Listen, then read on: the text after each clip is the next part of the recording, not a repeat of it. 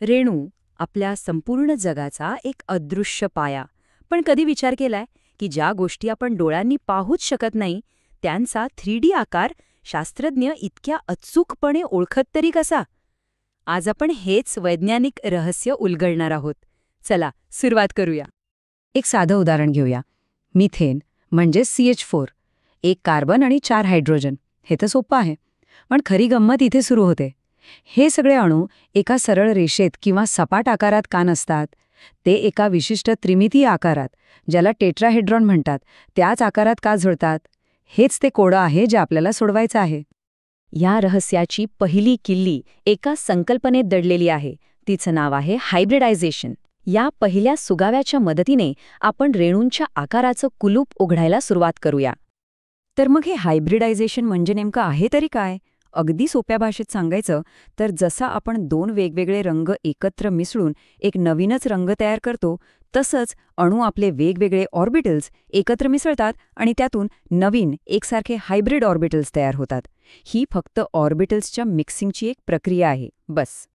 पण प्रश्न असा आहे की ही संकल्पना आणण्याची गरजच का पडली? कारण जुने सिद्धांत एका महत्त्वाच्या प्रश्नावर येऊन अडकले होते. मिथेनमध्ये कार्बनचे 4 हायड्रोजनसोबतचे बंध, त्यांची ताकद आणि लांबी अगदी तंतोतंत सारखी का असते? ह्याचं समाधानकारक उत्तर आपल्याला हायब्रिडायझेशनमध्ये मिळतं. ही प्रक्रिया 3 सोप्या पायऱ्यांमध्ये घडते.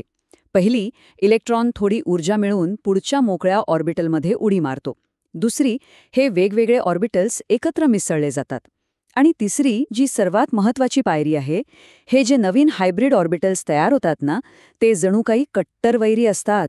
ते एकमेकांपासून जास्तीत जास्त दूर राहण्याचा प्रयत्न करतात आणि याच प्रयत्नातून रेणूला त्याचा अंतिम आकार प्राप्त होतो.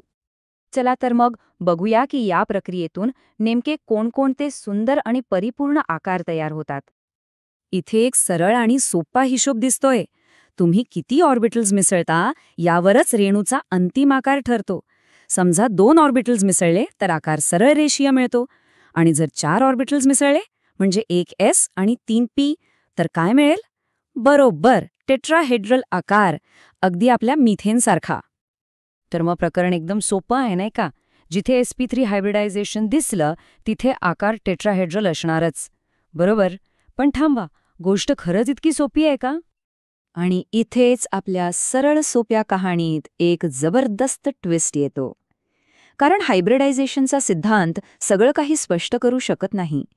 एक नवीन अडचण समोर येते आणि ती म्हणजे लोन पेअर, म्हणजेच एकाकी इलेक्ट्रॉनशी जोडी.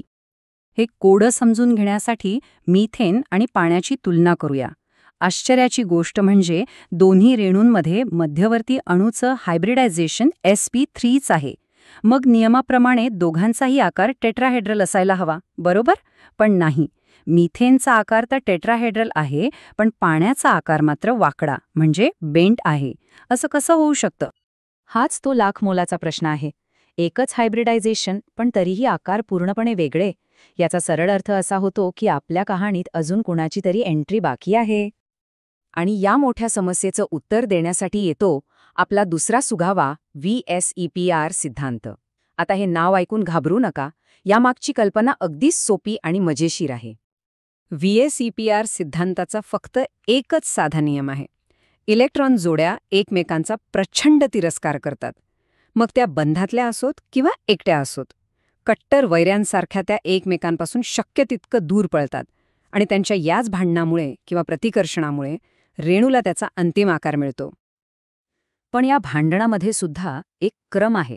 असं समजा की ज्या लोन पेअर्स आहेत, म्हणजे एकाकी जोड्या, त्या म्हणजे दादालोक, त्यांची ताकद सर्वात जास्त असते.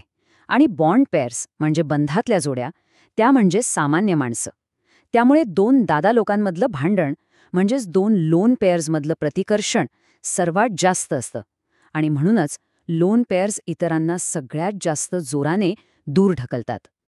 चला, आता आपण हे दोन्ही सिद्धांत म्हणजे हायब्रिडायझेशन आणि VSEPR एकत्र जोडून पाहूया आणि बघूया की रेणूंच्या आकाराचं पूर्ण चित्र कसं तयार होतं. याला आपण एका नाटकासारखं बघू शकतो. हायब्रिडायझेशन आपल्याला इलेक्ट्रॉन भूमिती सांगतं. म्हणजे तो नाटकाचा एकंदरीत मंच तयार करून देतो, जिथे सगळे इलेक्ट्रॉन उभे आहेत. पण VSEPR सिद्धांत हा दिग्दर्शकासारखा आहे. तो त्या मंचावर फक्त अणूंची अंतिम रचना कशी दिसेल, म्हणजेच रेणूचा आकार काय असेल, हे ठरवतो. आता हा तक्ता बघा, सगळं स्पष्ट होईल. अमोनिया आणि पाणी दोघांचाही मंच म्हणजेच इलेक्ट्रॉन भूमिती टेट्राहेड्रलस आहे. पण अमोनियामधला एक लोन पेअर नावाचा दादा आकार बदलून त्रिकोणीय पिरामिडल करतो. आणि पाण्यामध्ये तर असे 2 दादा आहेत, ते तर मूळ आकार पूर्णपणे वाकडाच करून टाकतात. आता परत येऊया आपल्या पाण्याच्या कोड्याकडे. sp3 हायब्रिडायझेशनमुळे ऑक्सिजन भोवती 4 जागा तयार झाल्या. 2 जागांवर हायड्रोजनचे अणू येऊन बसले, पण उरलेल्या 2 जागांवर बसले ते 2 शक्तिशाली लोन पेअर्स, आपले 2 दादा. आणि ह्याच 2 दादांनी हायड्रोजनच्या बंधांना इतकं दाबून खाली ढकललं की पाण्याला त्याचा तो प्रसिद्ध वाकडा आकार मिळाला. झालं, कोडच सुटलं. अर्थात कुठल्याही वैज्ञानिक मॉडेलप्रमाणे VSEPR सिद्धांतही काही सर्वशक्तिमान नाही. तो अनेक संक्रमण धातूंच्या रेणूंसाठी लागू होत नाही आणि तो बंधांच्या कोणाचं अगदी अचूक माप सांगू शकत नाही. प्रत्येक मॉडेलप्रमाणे यालाही काही मर्यादा आहेतच. तर मग या सगळ्याचा सारांश काय?